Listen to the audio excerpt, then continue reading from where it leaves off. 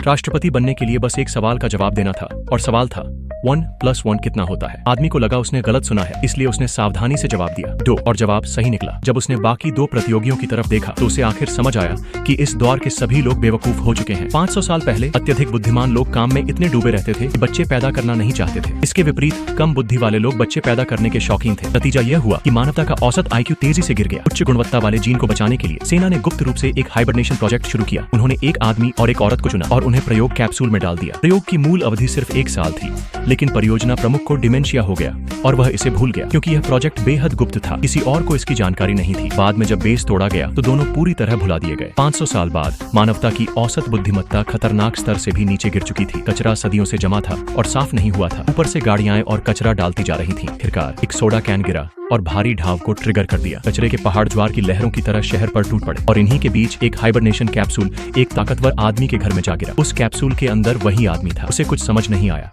और वह शिकायत करने ही वाला था कि ताकतवर आदमी ने झुंझलाकर उसे बाहर फेंक दिया। वह सड़कों पर भटकने लगा और समझा कि कोई भी उसकी बात नहीं समझ पा रहा। उसे पीटने की नौबत आ गई तो उसने सोचा उसके दिमाग में ही गड़बड़ है। चेकअप कराने अस्पताल चला गया। जैसे ही वह अंदर गया वह दंग रह गया। अस्पताल गंदा और अव्यवस्थित था, जैसे कोई पुराना आर्केड। सफाई रोबोट बस गोल गोल घूम रहे थे। इस रिसेप्शन पर बैठी नर्स बिल्कुल सुन्न लग रही थी और उसकी कोई बात समझ ही नहीं पा रही थी। जांच के दौरान डॉक्टर ने उससे कहा, एक धातु की रॉड मुंह में डालो और दूसरी पीछे डालो। जैसे ही उसने किया मशीन ने एरर दिखा दिया। डॉक्टर शांत भाव से रॉड्स को बदलकर उसे वापस दे दिया।